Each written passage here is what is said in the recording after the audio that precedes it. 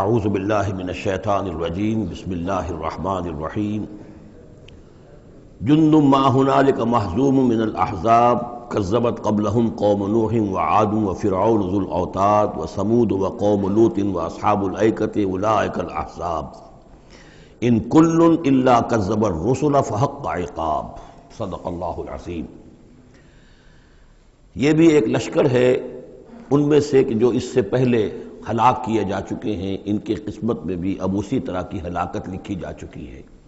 اگلی آیتوں میں ذکر ہو رہا ہے جیسے قوم نوح، قوم ہود، اور اسی طریقے سے ذو الاوتاد، فرعون، ثمود اور قوم لوط، یہ سب ہلاک ہوئی ہیں۔ اسی طرح سے اب یہ قریش بھی جو ہے معلوم ہوتا ہے کہ اسی انجام سے دوچار ہونے کا فیصلہ کر چکے ہیں۔ کذبت قبلہم قوم نوح، جھٹلایا تھا ان سے پہلے قوم نوح نے اور عاد نے، وعاد وفرعون، اور فرعون ذو الاوتاد میخوں والا، کیونکہ ان کا لشکر بہت بڑا تھا، تو جب وہ لاؤ لشکر کے ساتھ چلتے تھے تو بہت سے گھوڑوں پر اور خچروں پر تو صرف وہ جو کھوٹے ہوتے ہیں کہ جن سے کہ خیمے گاڑے جاتے ہیں اس کے لیے، تو وہی لدے ہوئے ہوتے تھے۔ وثمود، اور قوم ثمود، وقوم لوط، لوط کی قوم، واصحاب الایکہ، اور یہ قوم شعیب جو بن والے تھے، اولئک الاحزاب، یہ ہیں وہ جماعتیں، یہ ہیں وہ گروہ، یہ ہیں وہ قومیں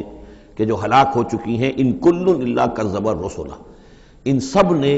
رسولوں کی تکذیب کی، فحق عقاب، تو وہ میرے سزا کے اور میری عقوبت کے مستحق ہو گئے۔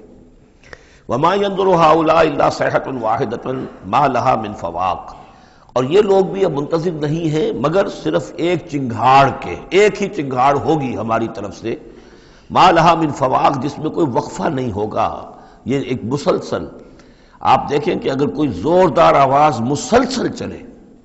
تو یہ انسان کی ہلاکت کا ذریعہ بن جائے گی۔ کبھی کبھی لاؤڈ سپیکر میں خرابی ہوتی ہے اور اس کی گونج پیدا ہوتی ہے، بسا اوقات نماز کے دوران اس کا تجربہ ہوتا ہے، تو جو کیفیت پھر ہو جاتی ہے انسان کی، حالانکہ وہ چند سیکنڈز کی بات ہے، ایک دو منٹ کی بات ہے، لیکن اگر زوردار آواز مسلسل چلے، ویسے بھی آج ہمیں معلوم ہے کہ یہ ساؤنڈ ویوز جو ہوتی ہیں یہ بھی ایک قسم کی انرجی ہے، اور ان ساؤنڈ ویوز کے ذریعے سے بھی یہ سارے کا سارا جو نظام ہے درم برم ہو سکتا ہے۔ یہ اگر اتنی زوردار ویوز ہوں تو ان سب کو توڑ پھوڑ کر رکھ دیں گے جو کہ مادی یہ اس وقت عالم ہے۔ تو ان وما ينظر هؤلاء، مطلب اللہ تعالیٰ کو کوئی اور بہت بڑا کوئی کام کرنے کی ضرورت نہیں ہوتی قوموں کو ہلاک کرنے کے لیے، ایک چنگھاڑ، وما ينظر هؤلاء الا صيحة واحدة ما لها من فواق، لیکن وہ رکے گی نہیں، بیچ میں دم نہیں لے گی، مسلسل۔ وقالوا ربنا عجل لنا قطنا قبل يوم الحساب، اور وہ کہہ رہے ہیں، اور یہ وہ استہزان کہا کرتے تھے کہ پروردگار یہ جو محمد کہہ رہا ہے صلی اللہ علیہ وسلم کہ ہمارا کوئی حساب کتاب ہونا ہے، تو جو ہماری بیلنس شیٹ ہے وہ ہمیں ابھی دے دے، یوم الحساب سے پہلے ہمیں تو ابھی وہ ہمارا بتا دے کہ کیا ہماری بیلنس شیٹ ہے۔ قطنا، چٹھی ہماری، پچھلے زمانے میں جو چٹھے بنتے تھے، کاروبار کا سالانہ چٹھا بنتا ہے کہ یہ آمد، یہ خرچ اور یہ بچت۔ ربنا عجل لنا، جلدی دے دے ہمیں، لنا قطنا، ہماری چٹھی، ہمارا کریڈٹ اور ڈیبٹ بیلنس جو ہے، بیلنس شیٹ دے دے، قبل یوم الحساب، اس یوم الحساب سے پہلے۔ اصبر علی ما یقولون، اے محمد صلی اللہ علیہ وسلم آپ صبر کیجئے جو کچھ یہ کہہ رہے ہیں۔ واذکر عبدنا داود، اور آپ تو ذرا تذکرہ کیجئے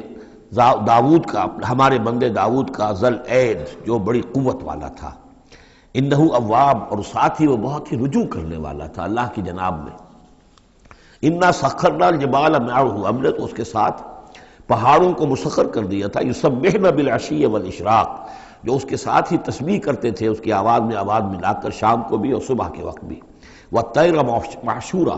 اور پرندے بھی کہ جو جمع کر دیے جاتے تھے، جو ان کے ساتھ مل کر حمد کے ترانے الاپتے تھے۔ کل لہ اواب، یہ سب کے سب اللہ کی طرف رجوع کرتے تھے، یا یہ کہ یہ سب کے سب رجوع کرتے تھے حضرت داؤد کی طرف، اور پھر داؤد جو ہے وہ گویا کہ ان سب کے ساتھ اللہ کی جناب رجوع کرتے تھے۔ وشددنا ملکہ وآتیناہ الحکمۃ وفصل الخطاب، اور ہم نے اس کی جو حکومت تھی اسے خوب مضبوط کیا تھا، اور ہم نے اسے حکمت عطا کی تھی اور فصل الخطاب بھی عطا کیا تھا، یعنی فیصلہ کن بات کہنے کی صلاحیت، ایسی بات کہی جائے جس سے کہ لوگ سب مطمئن ہو جائیں کہ ہاں یہ بات ٹھیک ہے، فیصلہ کن بات ہو، دو ٹوک ہو، اور یہ کہ سب کے لیے موجب اطمینان ہو۔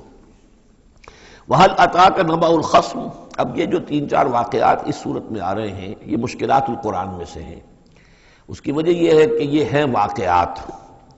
لیکن ان کی یہاں پہ صرف اشارے کنائے میں قرآن نے تذکرہ کیا ہے۔ ان کی تفصیل کے لیے اگر ہم رجوع کرتے ہیں تورات کی طرف تو وہاں ہمیں کچھ قصے ایسے ملتے ہیں کہ جو انبیاء کی شان سے پوری طرح مطابقت نہیں رکھتے، لہذا ایک بہت یوں سمجھیے کہ ایک ہمارے لیے شش و پنج کا مسئلہ ہے کہ مفسرین واقعہ تو اس طرح کا ہے، معلوم ہوتا ہے کہ کہیں کو خطا ہوئی ہے اور ہو جاتا ہے، آخر نبی اور رسول جو ہے وہ بھی سب اللہ کے بندے تھے اور اللہ تعالیٰ کی طرف سے خصوصی حفاظت ان کی ہوتی تھی، وہ معصوم ہوتے تھے بئی معنی یہ نہیں کہ ان کے اندر کوئی غلطی کا رجحان ہی کبھی پیدا نہیں ہو سکتا تھا، وہ تو اگر یہ رجحان ہی پیدا نہ ہوتا تو فرشتے ہوتے، پھر وہ انسان نہ رہتے، جب تک وہ انسان تھے تو اس رجحان کے پیدا ہونے کی نفی ہم نہیں کر سکتے، لیکن یہ کہ اللہ انہیں بچا لیتا تھا، روک لیتا تھا۔ تو وقت کے اوپر بچا لینا، روک لینا، جیسے حضور کے بارے میں آتا ہے کہ آپ اپنی وہ نوجوانی کے دور میں حضور فرماتے کہ 2 مرتبہ میں نے ارادہ کیا کہ وہ جو میلے ہوتے تھے جہاں پر کچھ وہ قصے کہانیاں ہوتی تھیں، وہاں پر فوش گوئی بھی ہوتی تھی،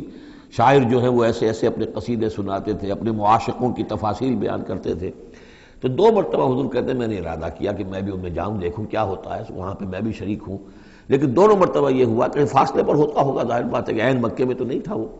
تو جیسے عکاس کا بازار جو ہے وہ ذرا فاصلے پر لگتا تھا، تو راستے ہی میں کہیں تھوڑی دیر آرام کرنے کے لیے بیٹھے ہیں اور نیند آ گئی ہے، ساری رات سوتے رہے، صبح آنکھ کھلی ہے، تو اللہ تعالیٰ نے بچا لیا کہ وہاں جانے کی شکل ہی پیدا نہیں ہوئی، حالانکہ ابھی نبوت آپ کو، ویسے تو نبی پیدائشی نبی ہوتے ہیں، نبوت تو حضور فرماتے ہیں کہ مجھے مل چکی تھی جبکہ ابھی آدم کی روح جو ہے وہ ان کے جسد میں پھونکی نہیں گئی تھی، والآدم بین الروح والجسد، تو عالم ارواح میں بھی نبی کی روح جو ہے وہ تو اپنی اسی امتیازی شان کے ساتھ تھی، لیکن یہ کہ نبوت کا ظہور ہوا ہے جب آپ کی عمر 40 برس کی ہوئی ہے، لیکن اس سے پہلے بھی بچپن میں بھی اور لڑکپن میں بھی اور اس کے بعد آگے جو ہے جوانی اور نوجوانی میں بھی اللہ پوری طرح حفاظت کرتا ہے، لیکن حفاظت کا مطلب یہی ہے کہ کوئی غلط بات کا ارادہ اگر پیدا ہو بھی جائے کسی وجہ سے تو اللہ تعالیٰ ایسے انتظامات کر دیتا ہے کہ اس کی تکمیل کی نوبت نہیں آتی۔ اب یہ جو ایک واقعہ ہوا ہے حضرت داؤد علیہ السلام کا، اس کے پیچھے جو قصہ بیان کیا گیا ہے جو تورات میں ہے، وہ تو یہ ہے کہ ان کی بہت سی بیویاں تھیں، یہ جو تعدد ازدواج 4 کی پابندی تو حضور کی شریعت میں آ کر ہوئی ہے، ورنہ اس سے پہلے تو آپ کو معلوم ہے بادشاہ لوگ جو ہوتے تھے ان کے حرم ہوتے تھے بڑے بڑے، تو حضرت داؤد علیہ السلام کا بھی بڑا حرم تھا، بیویاں تھیں بہت سی، لیکن اسی اثناء میں انہیں کسی اور عورت کے بارے میں ان کے دل میں خیال پیدا ہو گیا، رغبت ہوئی، اس سے وہ شادی کرنے کی خواہش پیدا ہوئی، اور وہ کسی شخص کے نکاح میں تھی۔ اس خیال کا دل میں آنا جو ہے بس اس کے اوپر ٹوکنے کے لیے کہ تم کیا سوچ رہے ہو، یہ غلط بات سوچ رہے ہو، اللہ تعالیٰ نے ایک شکل پیدا کر دی۔ وَهَلْ أَتَاكَ نَبَأُ الْخَصْمِ، اور کیا تمہارے پاس آ چکی ہے 2 دعوے داروں کی خبر، یعنی کچھ لوگ آئے تھے جن کا ایک مقدمہ تھا، ان کی خبر، اِذْ تَصَوَّرُوا الْمِحْرَابَ، جبکہ انہوں نے دیوار پھلانگ کر محراب میں، حجرے میں جہاں حضرت داؤد علیہ السلام اللہ کی عبادت میں یاد میں مشغول تھے وہاں پہنچ گئے، پہرے داروں وغیرہ سے سب سے بچ کر فصیل کو یا دیوار جو تھی اس کو پھلانگ کر آ گئے۔ اِذْ دَخَلُوا عَلَىٰ دَاوُودَ، اب جب وہ وہاں وہ تنہا اللہ کی یاد میں تھے، انہوں نے دیکھا اللہ داؤد نے کہ یہ 2 اشخاص آ گئے ہیں، فَفَزِعَ مِنْهُمْ، تو وہ ڈرے ان سے کہ پتہ نہیں کس نیت سے آئے ہیں، کس ارادے سے آئے ہیں، 2 انسان ہیں۔ قَالُوا لَا تَخَفْ، انہوں نے کہا کہ آپ ڈریں نہیں، خصمان بغا بعضنا علی بعض، ہم 2 ہیں ایک دوسرے کے مقابلے کے فریق، خصم کہتے ہیں جو ایک دوسرے کے بالمقابل ہوں، مخالف، ہم 2 مخالف ہیں، بغا بعضنا علی بعض، ہم میں سے کسی نے دوسرے پر زیادتی کی ہے، فاحکم بیننا بالحق، تو ہمارے مابین حق کے ساتھ فیصلہ کیجئے، ولا تشتت، اور دیکھیے اسے ٹالیے نہیں، آپ کہہ کہ کل آنا پرسوں آنا، یہ نہیں، یہ معاملہ ہمارا بڑا ایمرجنسی والا ہے، فوری طور پر ہم چاہتے ہیں کہ آپ ہمیں بتائیں، وَاهْدِنَا إِلَىٰ سَوَاءِ الصِّرَاطِ، اور سوائے الصراط، اور ہمیں پھر ہدایت دیجیے سیدھے راستے کی طرف کہ کیا کون سی شکل بہتر ہے، کون سا راستہ صحیح ہے۔ ان ھذا اخی، اب یہ جو مدعی تھا وہ کہہ رہا ہے یہ میرا بھائی ہے، لہو 99 نعجۃ، اس کے پاس 99 دمبیاں ہیں، یعنی اس کا جو ہے بہت بڑا جو ہے ریوڑ ہے اس کے پاس، ولی نعجۃ واحدہ، میری ایک ہی دمبی ہے۔ اصل میں اس تورات کے واقعے کو اگر ہم سمجھیں تو اس کا مطلب یہ ہے کہ ایک شخص کے پاس 99 بیویاں ہیں، میرے پاس صرف ایک بیوی ہے۔ فقال اکفلنیھا، اب وہ کہہ رہا ہے کہ یہ بھی مجھے دے دے، وعزنی فی الخطاب، اور اس نے مجھے دبا لیا ہے، یعنی دباؤ ڈال رہا ہے مجھ پر، پریشرائز کر رہا ہے، جو گفتگو کرتا ہے تو بڑے زوردار انداز میں کرتا ہے۔ قال لقد ظلمک بسؤال نعجتک الی نعاجہ، حضرت داؤد نے فوراً کہا کہ یہ تو بڑی ظلم کی بات ہے، واقعتاً اس نے بہت ظلم کیا تمہارے اوپر کہ تمہاری دمبی جو ہے اب اس پر بھی اس کی نظر ہے اور وہ اس کو چاہتا ہے تم سے لے لے اور اپنی دمبیوں میں اس کو بھی شامل کر لے ریوڑ میں۔ وَإِنَّ كَثِيرًا مِنَ الْخُلَطَاءِ لَيَبْغِي بَعْضُهُمْ عَلَىٰ بَعْضٍ، اور یقیناً جن لوگوں کا معاملہ مشترک ہوتا ہے، قریبی رشتہ دار ہوتے ہیں، قرابت دار ہوتے ہیں، جس کو پنجابی میں شریکہ کہتے ہیں، یہ شریکے والوں میں ہوتا ہی ہے کہ ایک دوسرے پر کوئی زیادتی کر بیٹھتے ہیں۔ وَإِنَّ الْخُلَطَاءَ كَثِيرٌ مِّنَ الْخُلَطَاءِ لَيَبْغِي بَعْضُهُمْ عَلَىٰ بَعْضٍ، کوئی ایک دوسرے پر زیادتی کر بیٹھتے ہیں، إِلَّا الَّذِينَ آمَنُوا وَعَمِلُوا الصَّالِحَاتِ، سوائے ان کے کہ جو صاحب ایمان ہوں اور نیک عمل والے ہوں، وَقَلِيلٌ مَّا هُمْ، اور ایسے لوگ بہرحال کم ہوتے ہیں، زیادہ تعداد میں نہیں ہوتے۔ وَظَنَّ داؤد أَنَّمَا فَتَنَّاهُ، اس پر اچانک خیال آیا داؤد کو کہ یہ تو اصل میں سارا معاملہ جو ہے اللہ تعالیٰ نے مجھے آزمایا ہے، اللہ تعالیٰ نے در حقیقت مجھے متنبع کرنے کے لیے یہ ساری صورتحال جو پیدا فرمائی ہے۔ انہیں اپنے اس خیال کے اوپر پھر جو تنبع ہوا، فاستغفر ربہ، تو انہوں نے استغفار کیا اپنے رب سے، وخر راکعا واناب، اور وہ گر پڑے سجدے کے اندر، رکوع کہہ دیجئے، سجدہ کہہ دیجئے، راکعا گر پڑا جھک کر، اور رجوع ہوا، اس نے اللہ تعالیٰ کی طرف اپنے آپ کو پوری طریقے سے متوجہ کر لیا۔ یہ آیت سجدہ ہے۔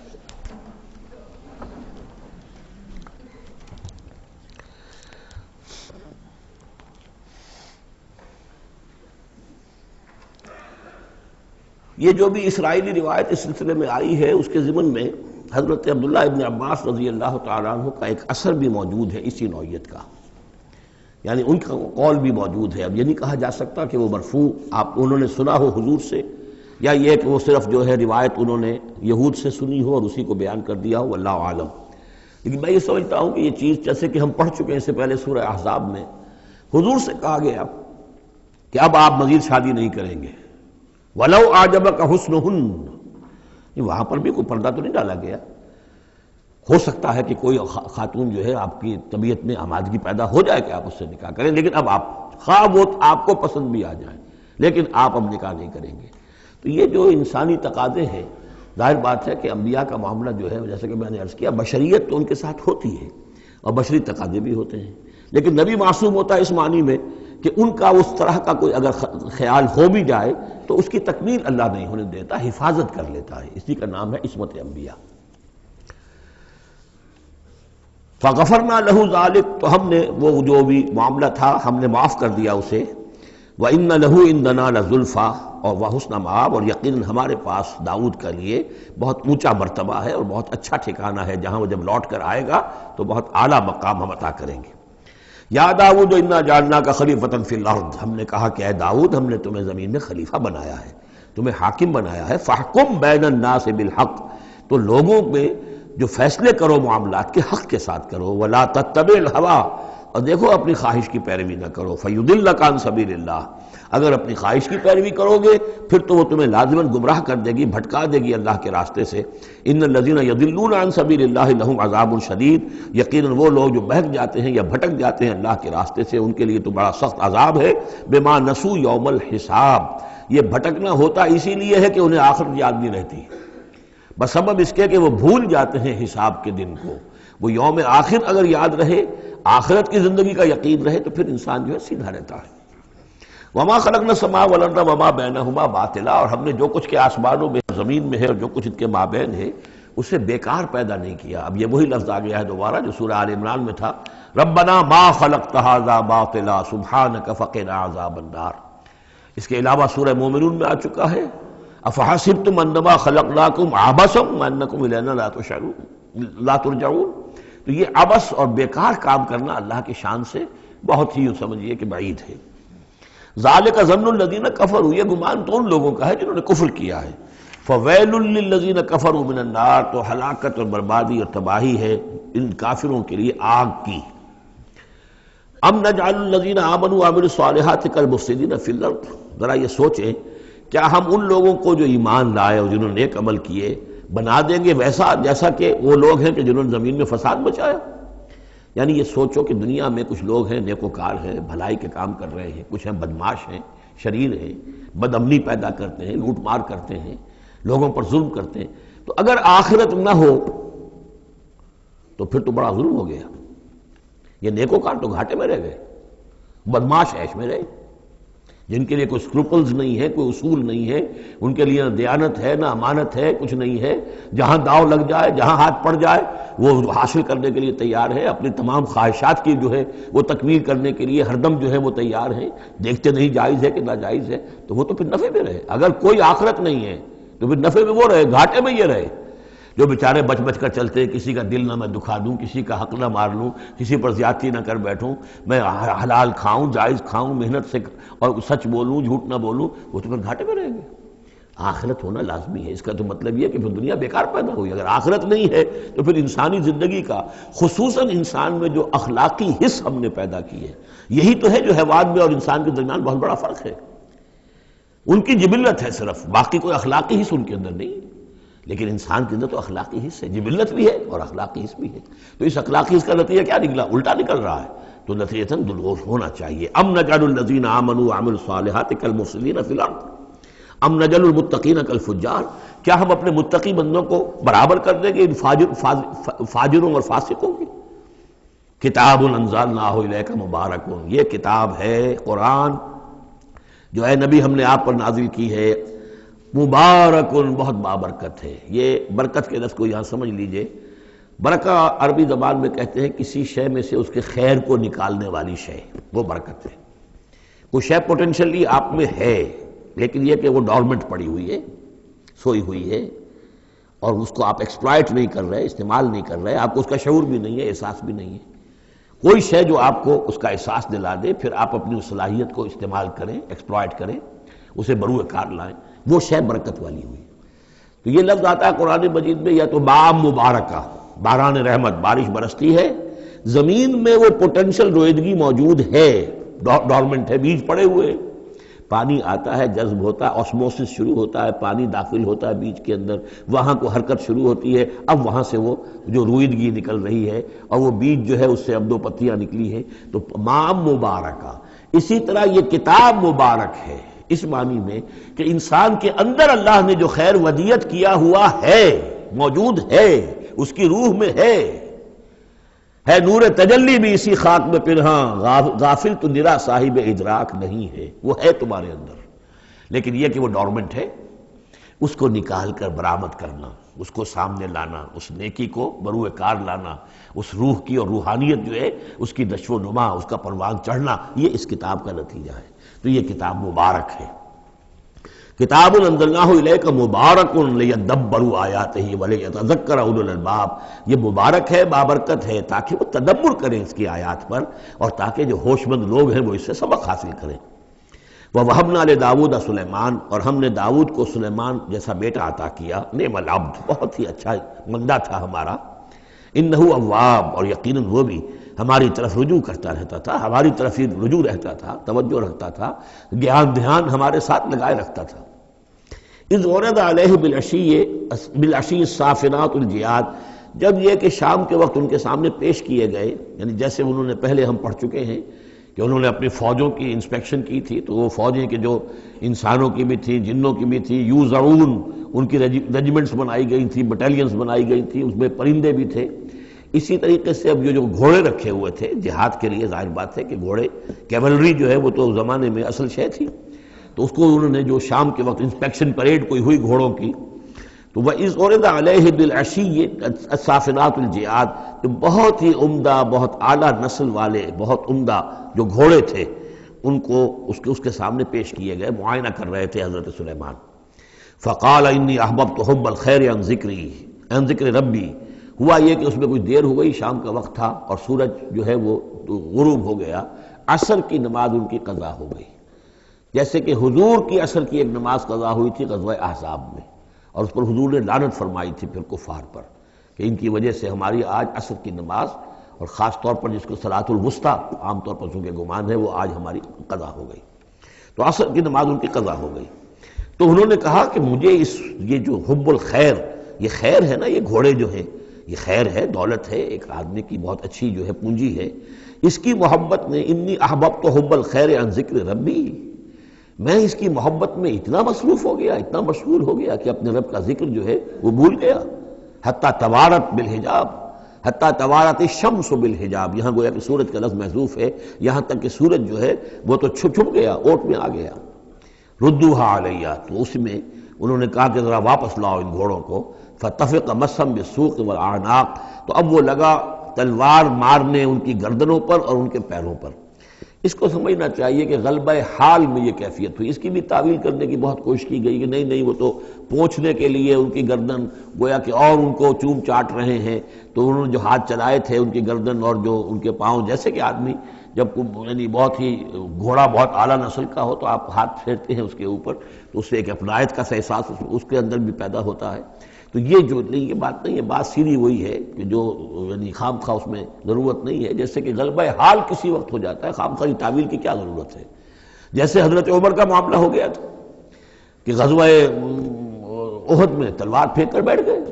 کہ اب جب محمد ہی قتل ہو گئے صلی اللہ علیہ وسلم تو اب اور کس کے لیے لڑنا ہے. حالانکہ لڑنا تو اللہ کے لیے تھا، محمد کے لیے تو نہیں لڑنا تھا. لیکن ایک کیفیت طبیعت ہوتی ہے ایک وقت میں احساسات اور جذبات کا ایسا غلبہ ہو جاتا ہے. وہی غلبہ ان پر ہوا ہے حضور کے انتقال کے وقت. وہ بھی تلوار کھینچ کے بیٹھ گئے تھے کہ جو شخص کہے گا کہ محمد کا انتقال ہو گیا گردن اڑا دوں گا. وہ تو پھر حضرت ابو بکر آئے ہیں، انہوں نے پھر آ کے خطبہ دیا ہے، اور خطبے میں وہ آیت بھی پڑھی ہے وما محمد الا رسول قد خلت من قبلہ الرسل افإن مات أو قتل انقلبتم على أعقابكم. اور ساتھ ہی پھر انہوں نے یہ خطبہ دیا کہ من كان يعبد محمدا فإن محمدا قد مات ومن كان يعبد الله فإن الله حي لا يموت. کوئی شخص اگر محمد کو پوجتا تھا، محمد کی عبادت کرتا تھا تو سن لے محمد کا انتقال ہو گیا. اور جو کوئی اللہ کو پوجتا تھا اور اللہ کی بندگی کرتا تھا اس کو جان لینا چاہیے اللہ پر کبھی موت واقع نہیں ہوگی، وہ زندہ رہنے والا ہے.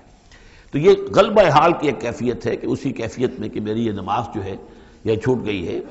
بہرحال یہ دونوں میں نے آپ کے سامنے رکھ دیے ہیں. وَلَقَدْ فَتَنَّا سُلَيْمَانَ وَأَلْقَيْنَا عَلَىٰ كُرْسِيِّهِ جَسَدًا ثُمَّ أَنَابَ. اس معاملے میں تو ایک جو ہے یعنی مرفوع حدیث موجود ہے جس کا کہ اب ذکر ہو رہا ہے یہاں پر. حضرت سلیمان سے ایک اور بھی ایک موقع پر اسی طریقے کا کہ خطا کہہ دیجئے، جیسے کہ خطا حضور سے ہو گئی تھی. سورہ کہف میں ہم پڑھ چکے ہیں کہ جب سوال کیا گیا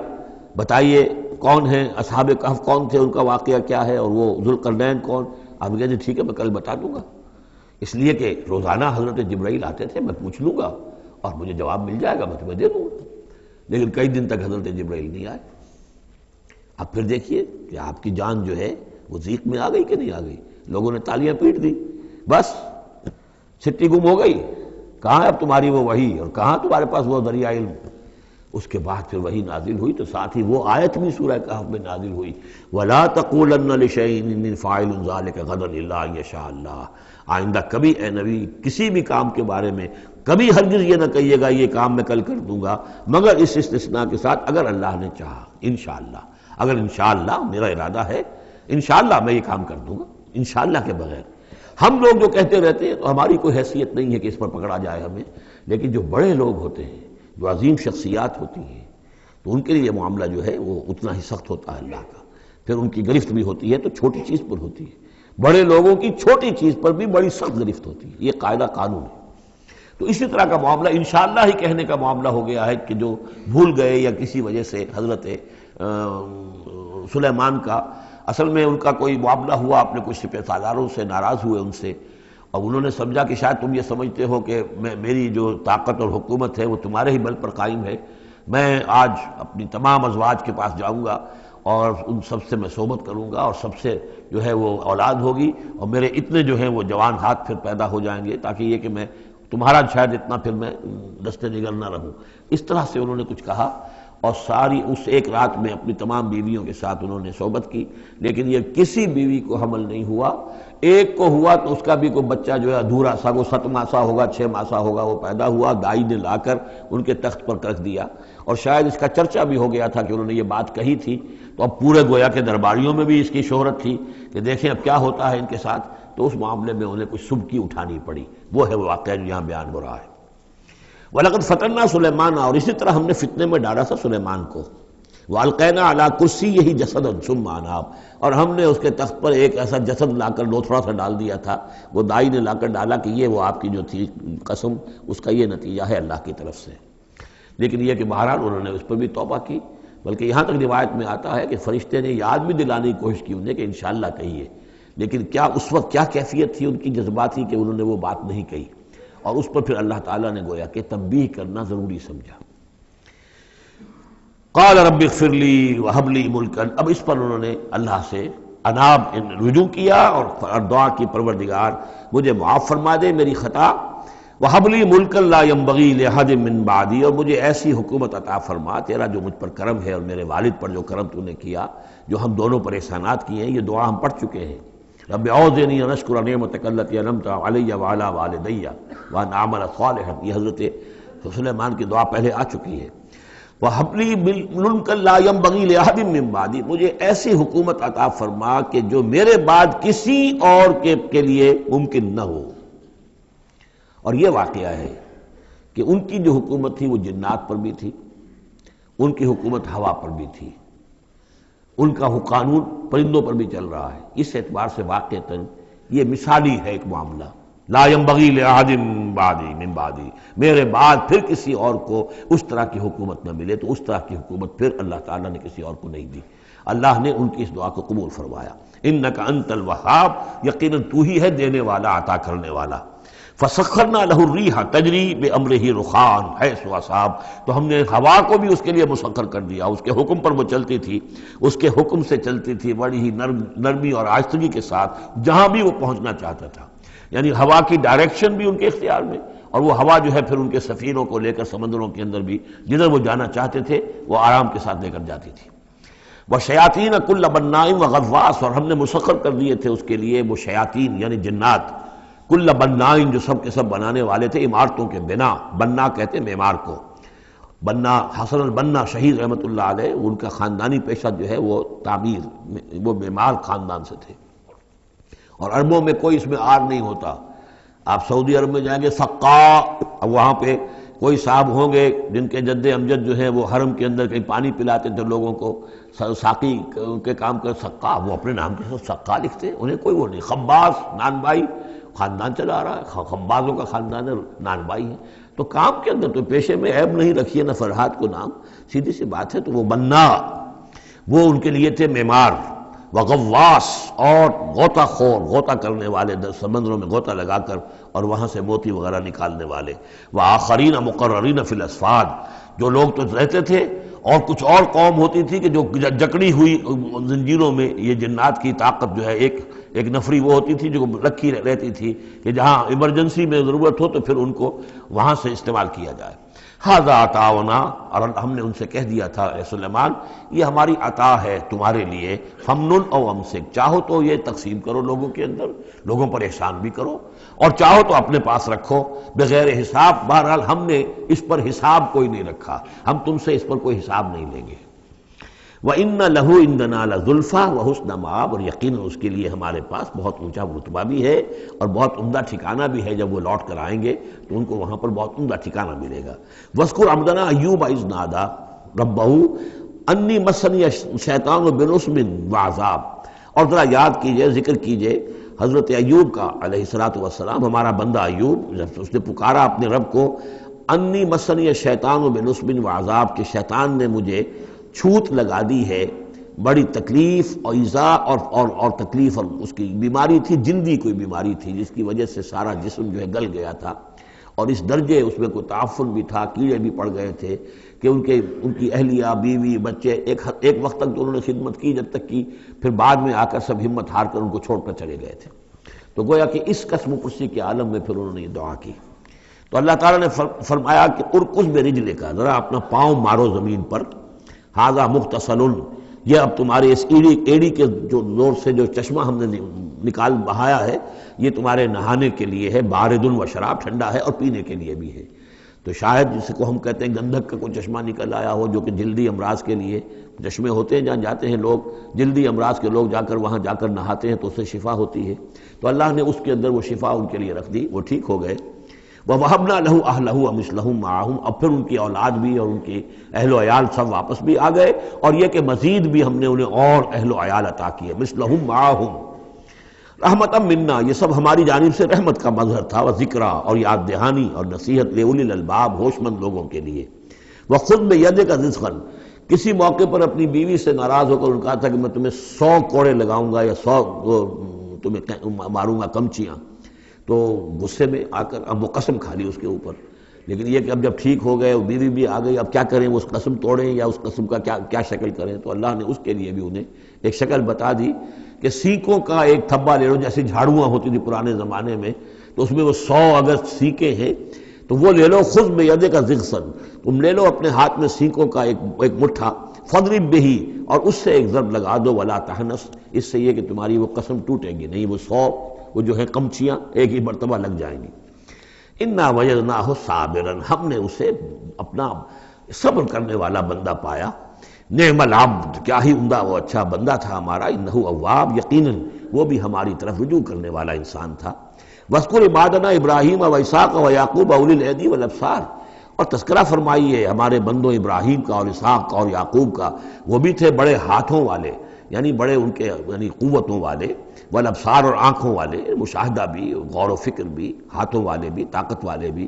انا اخلصناہم بخالصۃ ذکر الدار، ہم نے ان سب کو خالص کر لیا تھا ایک خالص شے کے لیے۔ ایک خالص شے کون سی ہے؟ آخرت کے گھر کی یاد دہانی، یعنی وہ لوگوں کو ہمیشہ متوجہ کرتے رہتے تھے کہ اصل زندگی آخرت کی زندگی ہے۔ انا اخلصناہم بخالصۃ، ایک خالص شے کے لیے ہم نے انہیں خالص کر لیا تھا، یعنی ان کی زندگی میں اب ایک ہی، جیسا کہ میں نے بارہا عرض کیا ہے کہ جو اللہ کا بندہ اس مقام پر پہنچ جائے، پھر واقعہ یہ ہے کہ اسے دنیا کی دولت سے دلچسپی نہیں، دنیا کی کسی اور دوسری چیز کی طرف رغبت نہیں، اس کے وقت کا، اس کا ایک ایک منٹ، اس کی توانائی جو بھی اللہ نے اس کو دی ہے، اس کا خون کا ایک ایک قطرہ وقف ہو جاتا ہے پھر اس کام کے لیے کہ خلق خدا کو خدا کی طرف بلائے، اللہ کی طرف بلائے، اور انہیں بچائے آخرت کے انجام سے، برے انجام سے۔ اس کے سوا کیا ہو؟ جیسے ہمارے شیخ معین الدین اجمیری رحمۃ اللہ علیہ، وہ آئے تھے ہندوستان میں، اگر اس وقت آ کر بیٹھے ہیں اجمیر میں، جبکہ اجمیر ابھی جو ہے وہ کفر کا گڑھ تھا، راجپوتوں کا مرکزی مقام، اس لیے کہ شیخ علی حجویری جو لاہور میں ہیں، جن کو داتا گنج بخش کہتے ہیں، وہ تو اس وقت آئے ہیں لاہور میں جبکہ لاہور اسلامی حکومت میں شامل ہو چکا تھا۔ لیکن یہ کہ یہ معین الدین اجمیری، کیونکہ ابھی تک مسلمانوں کی حکومت وہاں تک نہیں پہنچی تھی، جو سمجھیے اجمیر جو ہے وہ تو راجپوتوں کا گڑھ، اور اس میں جو ہے وہاں جا کر بیٹھ کے اللہ کا بندہ اور دعوت دے رہا ہے، اور کاروبار تو کوئی کرنے نہیں آئے تھے وہ، بلکہ یہ کہ اللہ کی طرف بلانا۔ تو اس کے لیے ہم نے خالص کر لیا تھا۔ جو بھی اللہ کا بندہ اپنے آپ کو اس کے لیے خالص کر لے، وہ گویا کہ اللہ تعالیٰ کے مصطفین میں سے ہو جاتا ہے، وہ لفظ آگے آ رہا ہے۔ انا اخلصناہم بخالصۃ ذکر الدار وانہم اننا لمن المصطفین الاخیار، اور یقیناً وہ ہمارے ہاں، ہمارے نزدیک وہ بڑے چنے ہوئے لوگ ہیں، اچھے لوگوں میں سے، نیک لوگوں میں سے چنے ہوئے لوگ، چنیدہ لوگ۔ جو شخص اپنی زندگی کا ہدف اسی کو بنا لے، مقصد اسی کو بنا لے، جینا مرنا اسی کے لیے ہو جائے، تو ظاہر بات ہے کہ اللہ تعالیٰ کے یہاں پر اس کا اونچا مقام ہے۔ وَاذْكُرْ إِسْمَاعِيلَ وَالْيَسَعَ وَذَا کیفل، اور ذکر کیجئے اسماعیل کا بھی اور یسع۔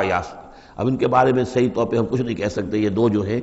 یسع اور ذوالکفل۔ ذوالکفل کے بارے میں تو میں عرض کر چکا ہوں کہ ایک گمان یہ ہے، اور مجھے اس سے اتفاق ہے کہ یہ گوتم بدھ کی طرف اشارہ ہے، وہ اللہ کے نبی تھے۔ ذوالکفل، پے یہاں فے سے بدل گیا ہے، کپل وستو کا شہزادہ، سدھارتھا گوتما بدھا۔ بدھا تو اصل میں اس کا لقب ہے جو بعد میں بن گیا ہے، سدھارتھ اس کا نام تھا، سدھارتھا گوتما بدھا، اور کپل وستو کی ریاست تھی، اس کا یہ شہزادہ تھا۔ وَكُلُّ مِنَ الْأَخْيَارِ، یہ سب کے سب بھی بڑے ہی عمدہ لوگوں میں سے تھے۔ هَذَا ذِكْرٌ، یہ ایک ذکر ہے، یہ ایک تذکرہ ہے۔ وَإِنَّ لِلْمُتَّقِينَ لَحُسْنَ مآب، اور یقیناً ان متقین کے لیے، تمام متقین کے لیے بہت ہی اچھی جگہ ہے لوٹنے کی، آنے کی، اچھا ٹھکانہ ہے۔ جنات عدن، وہ باغات کے جو رہنے والے ہوں گے، ریزیڈنشل ہوں گے، بسنے والے،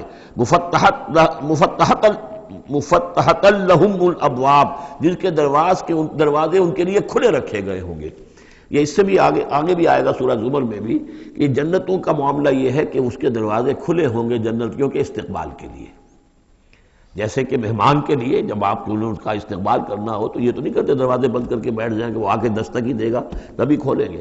اس کا تو انتظار ہو رہا ہوتا ہے، تو دروازے کھلے ہوتے ہیں۔ لیکن جہنم کے بارے میں یہ آتا ہے کہ جب مجرم پہنچ جائے گا، جیسے جیل کا دروازہ ہوتا ہے، جب وہاں پہنچ جائے گا پھر وہ دروازے کھولے جائیں گے۔ یہ مضمون جو ہے سائملٹینیس کنٹراسٹ کی شکل میں جو ہے وہ آئے گا سورہ زمر میں۔ ان کے لیے دروازے کھلے رکھے جائیں گے جنات عدن کے، متکئین فیہا یدعون فیہا بفاکہۃ، اور اس میں وہ ٹیک لگا کر بیٹھے ہوں گے اور وہ آرڈر دیں گے، یدعون آرڈر دیں گے، مانگیں گے، طلب کریں گے اس میں بفاکہۃ، میوے بھی، کثیرۃ کثرت سے، و شراب، اور مشروبات بھی، عمدہ سے عمدہ مشروبات۔ وَعِندَهُمْ قَاصِرَاتُ الطَّرْفِ أَتْرَابٌ، اور ان کے پاس ہوں گی ایسی ان کی بیویاں کہ جو نیچی نگاہ والی ہوں گی اور ہم عمر ہوں گی. هَذَا مَا تُوعَدُونَ لِيَوْمِ الْحِسَابِ، یہ ہے جس کا تم سے وعدہ کیا جا رہا ہے حساب کے دن. ان هَذَا لَرِزْقُنَا مَا لَهُ مِن نَفَادٍ، اور یہ ہوگا ہمارا رزق، ہمارا عطا کردہ دی ہوئی چیزیں اب یہ کبھی ختم نہیں ہوں گی. یہ نہ سمجھنا کہ یہ نعمتیں ختم ہو جائیں گی، یہ باقی رہیں گی ہمیشہ ہمیشہ. هَذَا وَإِنَّ لِلطَّاغِينَ لَشَرَّ مَآبٍ، یہ تو ہے اہل جنت کا معاملہ، لیکن جو سرکش تھے، جو باغی تھے ہمارے، ان کے لیے ہے ایک برا لوٹنے کا مقام، بری جگہ، جہنم یصلونها، جس میں وہ داخل ہوں گے. فبئس المہاد، اور وہ بہت ہی برا بچھونا ہوگا. ھذا فلیذوقوہ حمیم وغساق، اور کہہ دیا جائے گا یہ ہے اب وہ جس کا وعدہ تم سے کیا گیا تھا. فلیذوقوہ، اب وہ اس کو چکھیں. حمیم، جو کیا ہوگا وہاں گرم پانی ہوگا. غساق، زخموں کا دھون، جو زخموں کو صاف کرتے ہیں جس پانی سے، پھر اس میں پیپ ہے یا کچھ اور چیزیں ہیں کہ جس سے انسان کی طبیعت ہبا کرتی ہے. وآخر من شکلہ ازواج، اور اسی طرح کی اور چیزیں بھی جو ان کو دی جائیں گی کھانے اور پینے کے لیے، وہ اسی طرح کی چیزیں ہوں گی، گھناؤنی بد ذائقہ. ھذا فوج مقتحم معکم، اب وہ جو جہنم میں جو لوگ پڑے ہوئے پہلے سے، جب ایک قوم آئی پھر دوسری آئی، جو نئی قوم آئے گی تو پہلے والے جو ہے وہ کہیں گے اب تو پہلے یہاں مصیبت میں ہیں، جگہ بھی یہاں نہیں ہے، تنگی ہے، حبس بھی ہے، یہ بھی ہے، اب یہ ایک اور چلی آ رہی ہے فوج. ھذا فوج مقتحم معکم، ایک اور فوج آ رہی ہے کہ جو تمہارے اوپر دھسی چلی آ رہی ہے. لا مرحبا بہم، ان کے لیے کوئی کشادگی نہ ہو، کوئی مرحبا نہیں ان کے لیے. مرحبا یہ ان کے کہنے کا ایک وہ تھا، گریٹنگ کا، مرحبا یعنی آئیے آئیے، آپ کے لیے کشادگی ہے، ہر جگہ آپ کے لیے یہاں سہولت ہے. وہ کہیں گے لا مرحبا بہم، اب یہ نئے آنے والوں کے لیے یہ جو نئی انسٹالمنٹ آ رہی ہے جہنمیوں کی، یہاں کوئی ان کے لیے جگہ نہیں. انہم صالوا النار، یہ ہیں گھسے آنے والے آگ میں. قالوا بل انتم، وہ آنے والے کہیں گے نہیں تم. لا مرحبا بکم، تمہارے لیے نہ ہو کوئی کشادگی، تمہارے لیے کوئی مرحبا نہ ہو. انتم قدمتموہ لنا فبئس القرار، یہ تو تم لوگ ہو جنہوں نے یہ سارا سامان ہمارے لیے فراہم کیا ہے. تم ہم سے پہلی نسل ہو، تم نے وہ سارے جو ہے غلط طور طریقے ایجاد کیے تھے، تم نے وہ عقائد جو ہے وہ ہمیں سکھائے تھے. ہم تو تمہارے کرتوتوں کی وجہ سے، تمہاری پیروی کرنے کی وجہ سے یہاں تمہارے اس جہنم میں آئے ہیں. بل انتم قدمتموہ لنا فبئس القرار، تو یہ بہت ہی بری جگہ ہے رہنے کی، ٹھہرنے کی. قالوا ربنا من قدم لنا هذا فزده عذابا ضعفا في النار، اور وہ کہیں گے پروردگار جن لوگوں نے ہمارے لیے یہ چیزیں کی اور ہمیں ان راستوں پر ڈالا، اور ان کو تو اور عذاب دے، اضافہ کر ان کے عذاب میں، ضعفا دگنا عذاب آگ کا. وقالوا ما لنا لا نرى رجالا كنا نعدهم من الاشرار، وہ کہیں گے یہ کیا بات ہے، ہم یہاں آپ لوگوں کے ساتھ کچھ لوگ تھے جنہیں ہم سمجھتے تھے بڑے گھٹیا لوگ، ان کی کوئی حیثیت نہیں تھی، کمی کاری لوگ تھے، وہ محمد پر ایمان لے آئے تھے صلی اللہ علیہ وسلم، وہ ہم تو ان کو استہزائی کرتے رہے، وہ یہاں نظر نہیں آ رہے آپ کے پاس. ظاہر بات ہے وہ تو جنت میں گئے، وہ یہاں تھوڑا ہی ہوں گے. تو وما لنا لا نرى رجالا، اور کیا ہوا ہے کہ ہم نہیں دیکھ رہے ان لوگوں کو، وہ یہاں نظر نہیں آ رہے کہ جن کو ہم كنا نعدهم من الاشرار، جنہیں ہم برے لوگ سمجھتے تھے. اتخذناهم سخریا، کیا ہم نے ان کو صرف ایسے ہی جو ہے ایک یعنی ہنسی ٹھٹا بنا لیا تھا. ام زاغت عنہم الابصار، یا ہماری نگاہیں جو ہیں ان سے کج ہو گئی ہیں، دیکھ نہیں پا رہی ہیں، ہم انہیں دیکھ نہیں پا رہے، ہماری نگاہیں جو ہیں ان سے چوک رہی ہیں. ان ذالک لحق تخاصم اہل النار، تمہیں یقین رکھنا چاہیے کہ یہ سب کچھ جو ہم بیان کر رہے ہیں حق ہے. یہی جھگڑا اور یہی جو ہے ان جہنمیوں کے مابین یہی تکرار ہوگی. قل انما انا منذر، کہہ دیجئے نبی کہ میں تو بس ایک منذر ہوں، خبردار کرنے والا. وما من الہ الا اللہ الواحد القہار، نہیں ہے کوئی الہ معبود سوائے ایک اللہ کے جو الواحد ہے، اکیلا ہے اور قہار ہے، پوری طرح چھایا ہوا ہے. رب السماوات والارض وما بینہم العزیز الغفار، وہ آسمانوں اور زمین کا رب ہے، مالک ہے، اور جو کچھ ان کے مابین ہے اس کا بھی العزیز ہے، زبردست، اور الغفار ہے، بخشنے والا. قل هو نبأ عظیم، اے نبی کہہ دیجئے یہ ایک بہت بڑی خبر ہے جو محمد لے کر آئے ہیں صلی اللہ علیہ وسلم. یہ وہی لفظ ہے کہ اس سے آخری پارہ شروع ہوتا ہے، اما یتساءلون عن النبأ العظیم الذی هم فیہ مختلفون کلا سیعلمون ثم کلا سیعلمون ھذا نبأ قل هو نبأ عظیم انتم عنہ معرضون، اور تم اس سے اعراض کر رہے ہو. بہت بڑی خبر ہے تمہارے لیے یہ بہت ہی فیصلہ کن بات ہے، لیکن یہ کہ تم اعراض کر رہے ہو ما کان لی من علم بالملأ الاعلی اذ یختصمون، اور مجھے کچھ معلوم نہیں ہے کہ ملأ اعلیٰ میں کیا اختلافات ہو رہے ہیں۔ یہ لفظ نوٹ کر لیجئے، اس کا ذکر سورہ زمر میں بھی آئے گا کہ فرشتوں کی آراء بھی مختلف ہوتی ہیں، اور وہ بھی کسی کی رائے ہوگی کہ اب عذاب بھیج دیا جانا چاہیے، کوئی سوچتا ہوگا کہ نہیں ابھی اور تاخیر ہونی چاہیے، تو اس طرح سے آپس میں کچھ گفتگو کرتے ہیں۔ ہوتا وہ ہے جو آخری فیصلہ اللہ کرتا ہے، لیکن ظاہر بات ہے کہ وہ بھی عاقل ہستیاں ہیں، تو ان کا بھی ان کے ہاں جو ہے وہ کوئی آراء ہوتی ہے، تو آراء کے اندر کبھی کبھی اختلاف بھی ہو جاتا ہے۔ ما کان لی من علم بالملأ الاعلی، میرے پاس کوئی علم نہیں ہے ملأ اعلیٰ میں فرشتے جو ہیں وہ کس کس چیز میں اختلاف کر رہے ہیں۔ اذ یوحی الی ان یوحی الی الا انما انا نذیر مبین، مجھے تو بس یہ میری طرف وحی کیا گیا ہے کہ میں ہوں صرف واضح طور پر خبردار کر دینے والا۔ اذ قال ربک للملائکۃ انی خالق بشرا من طین، اب مصحف میں یہ آخری اور 7ویں مرتبہ یہ قصہ ابلیس و آدم آ رہا ہے، 7th time and the last time۔ جب کہا تھا آپ کے رب نے فرشتوں سے کہ میں بنانے والا ہوں ایک بشر من طین، ایک انسان بنانے والا ہوں مٹی سے، فَإِذَا سَوَّيْتُهُ، جب میں اس کی تخلیق مکمل کر لوں، درست کر دوں، ٹھیک بنا چکوں، نک سک سے درست کر دوں، اس کو فنیشنگ ٹچز دے دوں، تسویہ اس معنی میں آتا، تخلیق تسویہ۔ سبح اسم ربک الاعلی الذی خلق فسوی والذی قدر فہدی، تو تخلیق کے بعد تسویہ ہے، یہ وہاں انشاءاللہ اس پر تفصیل سے بات ہوگی۔ فَإِذَا سَوَّيْتُهُ، جب میں اسے پورا بنا لوں، وَنَفَخْتُ فِيهِ مِن رُوحِی، اور اس میں اپنی روح میں سے پھونک دوں، فَقَعُوا لَهُ سَاجِدِینَ، تو گر پڑنا اس کے سامنے سجدے میں۔ اب یہ روحی کو ضرور نوٹ کیجئے، اور فَإِذَا سَوَّيْتُهُ وَنَفَخْتُ فِيهِ مِن رُوحِی فَقَعُوا لَهُ سَاجِدِینَ، تو گویا کہ مسجود ملائک ہونا آدم کا اس روح ربانی کی بنیاد پر ہے۔ اس سے پہلے وہ آدم جو بھی کچھ ہے، جب تک یہ روح نہیں پھونکی گئی ہے اس وقت تک وہ مسجود نہیں ہے، اس کا رتبہ مقام جو بھی ہے وہ اس روح ربانی کی وجہ سے جو اس میں پھونکی گئی ہے۔ فسجد الملائکۃ کلھم اجمعون، یہ آیت جو کہ تو پہلے بھی آ چکی ہے، کس قدر زور ہے، سجدہ کیا تمام فرشتوں نے سب کے سامنے جمع ہو کر، اکٹھے ہو کر، الا ابلیس، نہیں کیا ابلیس نے، استکبر وکان من الکافرین، اس نے استکبار کیا، گھمنڈ کیا، اور وہ کافروں میں سے ہو گیا یا کافروں میں سے تھا،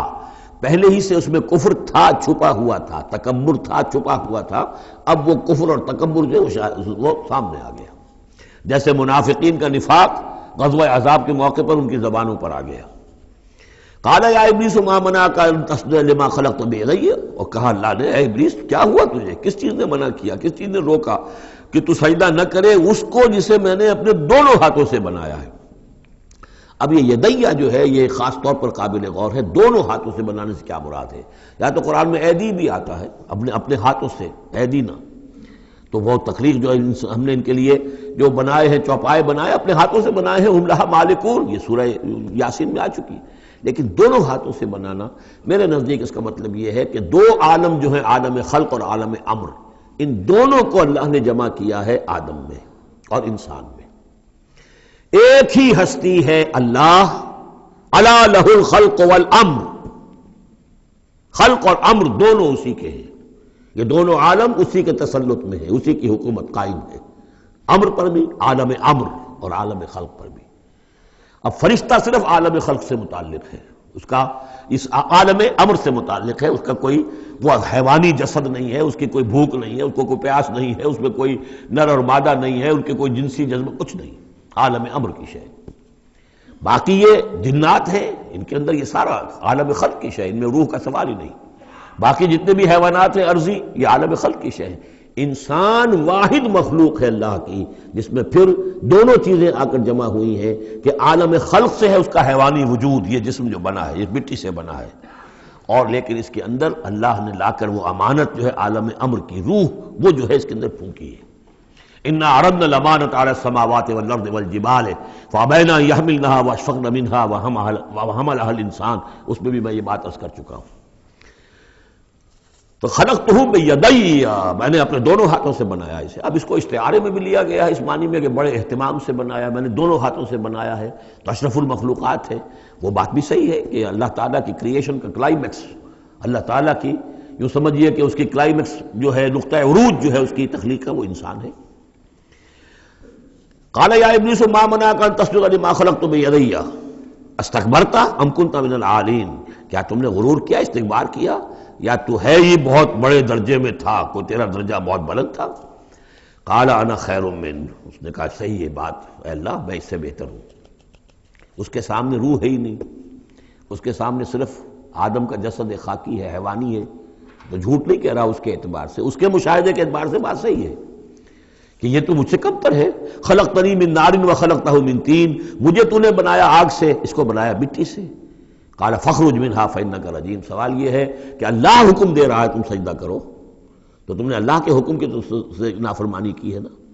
فاخرج منہا، نکل جاؤ اب یہاں سے، فانک رجیم، تم مردود ہو گئے ہو، وان علیک لعنتی الی یوم الدین، اور اب تم پر آخرت کے دن تک، اگلے وہ جزا و سزا والے دن تک تم پر لعنت رہے گی، میری لعنت۔ قال رب فانظرنی الی یوم یبعثون، اس نے کہا کہ پروردگار پھر مجھے ذرا مہلت دے اس دن تک جب کہ یہ دوبارہ اٹھائے جائیں گے، آدم اور اس کی نسل پوری کی پوری۔ قال فإنک من المنظرین، اللہ تعالیٰ نے اسی یعنی استحقار کے انداز میں، ٹھیک ہے جاؤ تمہیں یہ دی گئی مہلت جو تم نے مانگا ہے، گرانٹڈ۔ الی یوم الوقت المعلوم، اس وقت کے دن تک جو معلوم ہے، طے شدہ ہے، یوم یبعثون جب آنا ہے اس وقت تک کے لیے تمہیں مہلت دے دی گئی۔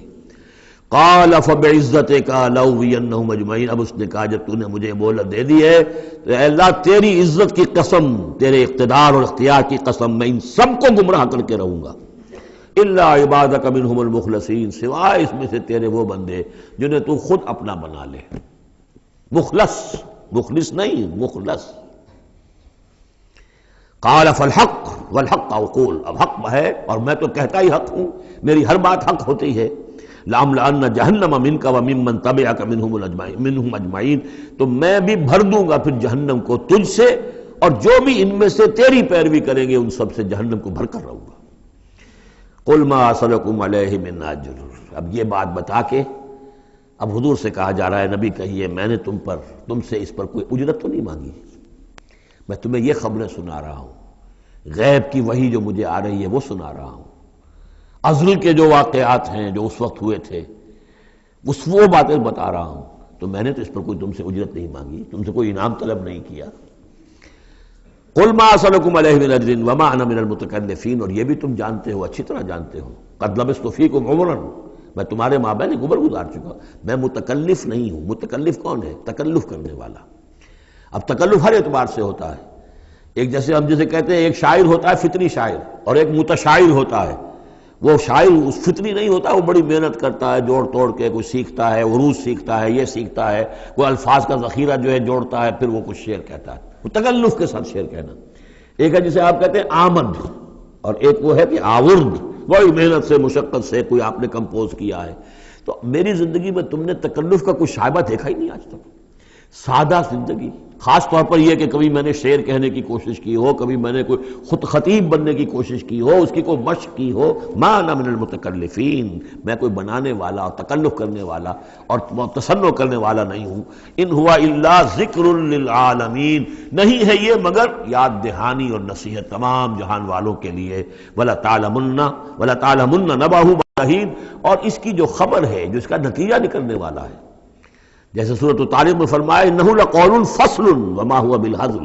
یہ فیصلہ کن بات بن کر آیا ہے قرآن۔ اب جو فیصلہ، جیسے کہ ہم سورہ بنی اسرائیل میں پڑھ چکے ہیں، وبالحق انزلناہ وبالحق نزل، ہم نے حق کے ساتھ نازل کیا اور حق کے ساتھ یہ نازل ہوا ہے۔ اب فیصلہ ہوگا، اسی کی ترازو میں قوموں کی تقدیریں تلیں گی اور فیصلے ہوں گے۔ جیسے کہ حدیث ہے حضرت عمر بن الخطاب سے رضی اللہ تعالی عنہ کہ حضور نے فرمایا ان اللہ یرفع بہذا الکتاب اقواما ویضع بہ آخرین، اللہ تعالیٰ اسی کتاب کی بدولت قوموں کو عروج پر پہنچائے گا اور اسی کو ترک کرنے کی وجہ سے قعر مذلت میں گرا دے گا۔ تو فرمایا ولا تعلمن نبأہ بعد حین، کچھ دیر کے بعد اس کی اصل خبر ان کو پہنچ جائے گی کہ اس کا نتیجہ کیا نکلتا ہے۔ یہاں وہ 5 صورتیں ختم ہو گئی ہیں اس دوسرے، بلکہ جیسا کہ میں نے عرض کیا تھا کہ یہ جو گروپ ہے چوتھا، یہ 13 صورتیں مکیات ہیں اس کے اندر۔ ان میں 5 ہیں یہ سورہ یاسین بالکل وسط میں، ان 5 میں 2 ادھر ہیں، دونوں الحمدللہ سے شروع ہوئی ہیں، سورہ سبا، سورہ فاطر۔ 2 ادھر ہیں، سورہ صافات اور صاد، اس میں بھی صاد آیا ہے، صافات کے ساتھ اس کی مناسبت ہے۔ اس کے بعد 8 صورتیں وہ آ رہی ہیں کہ جن کو ہم سمجھیں گے اس جو اس وقت کا ترتیب ہے مصحف کی، کہ کورسپونڈنگ ترتیب جو ہے وہ ہے سورہ الفرقان سے لے کر اور سورہ سجدہ تک جو 8 صورتیں آئی تھیں، گویا کہ اسی طرح کی 8 صورتیں یہ آ رہی ہیں۔ ان میں بھی 7 وہ تھیں کہ جو حروف مقطعات سے شروع ہوئیں، 4 الف لام میم سے، 2 طاسین میم سے، 1 طاسین سے، البتہ ایک وہ تھی جو بغیر حروف مقطعات کے شروع ہوئی ہے، سورۃ الفرقان۔ یہاں بھی یہ ایک سورت جو شروع ہو رہی ہے سورہ زمر، یہ بغیر حروف مقطعات کے ہے، باقی 7 صورتیں جو ہے حامیم حامیم حامیم حامیم، ان میں سے ایک جو ہے وہ حامیم عین سین قاف، لیکن حامیم کا سلسلہ چلے گا۔ یہ 7 صورتیں در حقیقت ایک سیکونس میں ہیں، اور لیکن یہ بھی ہے معنوی طور پر یہ بھی اسی میں شامل ہے۔ اور ان میں سے اب یہ سمجھ لیجئے کہ جو پہلی 4 صورتیں ہیں ان کا مرکزی مضمون ہے توحید عملی۔ ایک ہے توحید عقیدے کی توحید، اللہ کو ایک ماننا اکیلا، لا ضد لہ ولا ند لہ ولا مثل لہ ولا مثال لہ ولا مثیل لہ، اس کے جیسا کوئی نہیں ہے، نہ صفات کے اعتبار سے نہ ذات میں، کوئی اس کا کفر نہیں ہے، لم یلد ولم یولد، یہ سب کیا ہے؟ یہ عقیدہ ہے۔ ایک ہے عمل کی توحید، توحید عملی، وہ کیا ہے؟ عمل کی توحید کیا ہے؟ توحید فی العالم عمل، اور جس کو کہ امام ابن تیمیہ رحمۃ اللہ علیہ نے ایک اور بڑی خوبصورت اصطلاح استعمال کی ہے، توحید فی الطلب، توحید فی العقیدہ اور توحید فی الطلب۔ وہ طلب جو ہم پڑھ چکے ہیں سورہ حج میں، ضعف الطالب والمطلوب، یہ طالب و مطلوب کا جو ریلیشن شپ ہے، ہر انسان کا کوئی نہ کوئی مطلوب ہے، کوئی آئیڈیل ہے، کوئی آدرش ہے، کسی کے لیے وہ جی رہا ہے، کسی مقصد کے لیے۔ ایک انسانوں کی عظیم اکثریت ہے جو حیوانی سطح پر زندگی گزار رہے ہیں، جن کا کوئی مقصد زندگی ہے ہی نہیں۔ انسٹنکٹس جیسے کہ حیوانات ہیں، پیٹ میں بھوک لگی ہے وہ کھائے گا، ادھر ادھر منہ مارے گا۔ اسی طریقے سے اس کا جنسی جذبہ، اس کا ایک نظام ہے، اس کے تحت ہی ہوتا ہے۔ اس میں جنسی جذبہ اس طرح کا بھی نہیں ہے کہ بعض انسان جو ہے وہ سور بن جاتے ہیں جنسی اعتبار سے، وہ نہیں ہے، ان کا ایک نظام ہے، بس انسٹنکٹ کے تحت ہے چل رہا۔ تو جو لوگ صرف اسی پر کھانا پینا، بچے پیدا کرنا، ان کو پال دینا، اگر یہ کام کر رہے ہیں، کوئی ان کی زندگی میں مقصد ہے ہی نہیں، تو وہ نرے حیوان ہیں، انسان ہے ہی نہیں۔ اولئک کالانعام بل ھم اضل، وہ چوپایوں کے مانند ہیں بلکہ ان سے بھی گئے گزرے ہیں۔ انسان کہلانے کا مستحق کم سے کم وہ شخص ہے کہ جس نے زندگی میں کوئی نہ کوئی مقصد معین کیا ہو۔ کس لیے جینا ہے، کس لیے مرنا ہے، زندگی کاہے کے لیے؟ وہ مقصد تو کیا ہے؟ اصل میں تو کیا تھا؟ اپنے رب کو چاہو، اس سے محبت کرو، اس کو مطلوب بناؤ، تمہارا مطلوب صرف اللہ ہو، لا مطلوب الا اللہ، لا مقصود الا اللہ، لا محبوب الا اللہ۔ یہ تھا جس کے لیے تمہیں جینا تھا، اسی کے لیے تمہیں مرنا تھا۔ ان صلاتی و نسکی و محیای و مماتی للہ رب العالمین۔ جس شخص کی یہ توحید نہیں ہے وہ عقیدے کی توحید لیے پھرے، عمل میں مشرک ہے، شرک فی العمل، جس کا تذکرہ پہلے بھی ہو چکا ہے، لیکن ان صورتوں میں اب ایک بڑے سیکوینس کے ساتھ آئے گی بات۔ ویسے وہ آیت ہم پڑھ چکے ہیں، ارأیت من اتخذ الہہ ہواہ افانت تکون علیہ وکیلا، اے نبی آپ نے اس شخص کو دیکھا جس نے اپنی خواہش نفس کو اپنا معبود بنا لیا، تو کیا آپ ایسے شخص کی ذمہ داری لیں گے؟ وہ کہتا تو ہے اپنے آپ کو میں موحد ہوں، اپنی خواہشات نفس، اپنے نفس کے کسی مطالبے کو پورا کر رہا ہے۔ یہ دیکھے بغیر کہ اللہ نے اس کو حلال کیا یا حرام کیا ہے، تو اس کا معبود تو اس کا نفس ہے، اللہ کہاں ہے؟ ہاں اللہ کے لیے بھی جا کے نماز پڑھ لیتا ہے، لیکن دوسری طرف وہ نفس کو اپنا معبود بنا کے شرک کر رہا ہے، کہتا ہے لا الہ الا اللہ، تعویذ کو وہ اس کے جو ہے باقاعدہ تسبیح کر رہا ہے، ضربے لگا رہا ہے، جبکہ اس کا معبود اس کا نفس ہے۔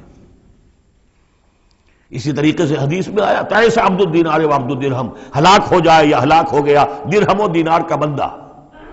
نام عبد الرحمن ہے، حقیقت میں عبد الدینار ہے، اس لیے کہ دینار کے لیے حلال اور حرام کی ساری اس نے تقسیم ختم کر دی ہے۔ ڈالر آئے، پیٹرو ڈالر آئے، کچھ اور آئے، دولت آئے، چاہے حلال سے آئے، حرام سے آئے، جائز سے آئے، ناجائز سے آئے،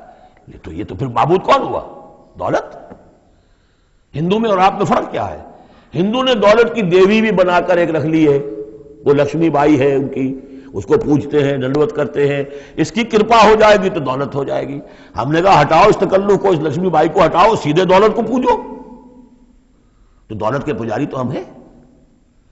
یہ جو توحید ہے، توحید عملی،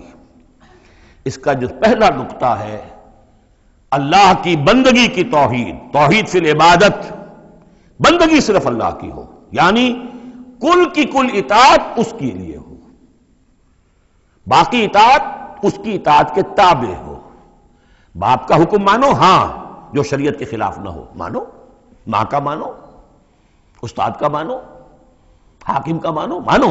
جو حکم اللہ کے حکم کے منافی نہ ہو۔ لا طاعت لمخلوق فی معصیت الخالق، مخلوق میں سے کسی کی اطاعت نہیں ہوگی جس سے کہ خالق کی معصیت لازم آ رہی ہو۔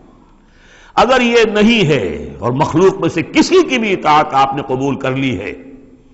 جس میں کہ خالق کی معصیت آ رہی ہے تو یہ شرک ہے، چاہے وہ مخلوق آپ کا اپنا نفس ہو، چاہے وہ کوئی حکام ہو، چاہے وہ کوئی اور ادارہ ہو، کوئی بھی ہو، وہ سب طاغوت ہیں۔